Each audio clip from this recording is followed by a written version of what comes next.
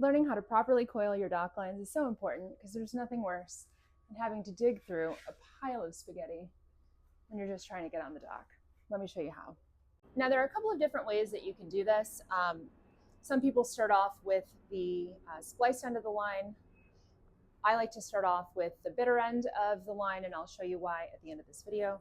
But all you're going to do is grab a section of rope, and you're going to start making a series of symmetrical loops. How you do this is your choice. I like to grab at the top, just sort of find either the natural bend in the line, and the length of the rope is also going to determine, how long you want to make your coils.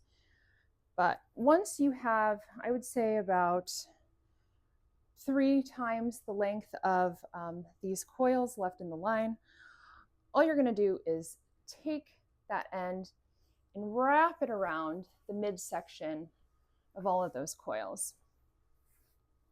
And that's going to keep everything nice and tidy and together. So after you've coiled it a few times, you should have a good section of rope left, probably 1 coil length. You're going to reach your hand through the top. And with this end, you're going to make a half loop. And you're going to feed that through the top of the lines. Now, to lock it all in place so that it stays together, you're just going to take the spliced end or the bitter end, whichever end you finished with, and you're going to bring it through that loop you made, and now everything is locked in place. So I like to start my coil with the bitter end of the rope so that the finished lock has the spliced end of the rope.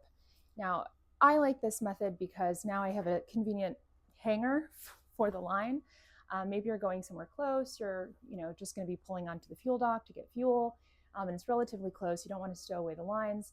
So now you can hang it to a fishing rod holder, or we like to hang it to our winch or the cleat.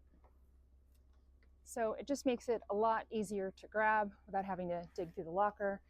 Also, if the line is wet, I will hang them out there to dry in the sun without leaving them all over the deck.